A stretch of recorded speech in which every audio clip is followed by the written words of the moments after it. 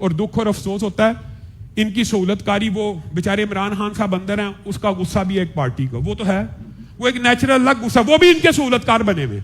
उसके बेटे ने भी कल जोश में आके बयान दे दिया, वो भी कहते हैं जी ये बयान जैली है, जैली है। अल्लाह के बंदे उसके अपने ट्विटर अकाउंट पे लगा हुआ, जाके देख लो। वो एक गैर मुल्की बंदा पाकिस्तान के अंदर हमारी तौहीन रसालत के कवानीन को चैलेंज कर रहा है कि ये खत्म होने चाहिए। Pakistan has expanded its blasphemy laws to impose life imprisonment, and they've branded citizens as terrorists, fostering a climate of hatred.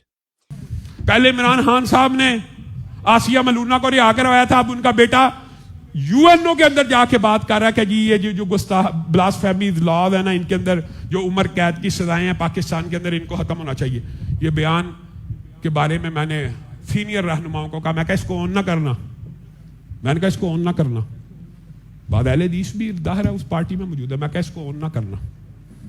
इस बयान से ला तल्लुकी का इजहार करें, वो इतने सीनियर रहनुमा होकर कहते हैं लामा साहब अजी कहोगे जेल ली है, दादा करें। उसके अपने ट्विटर अकाउंट पे लगा था। वो जो बयान उसने पाकिस्तान के हवाले से कहा था इससे निकाल दिया जाए, वो जैली है, वो प्रोपेगेंडा हो सकता है, लेकिन ये बयान उसका असली है, उसके अपने अकाउंट में आज भी मौजूद है।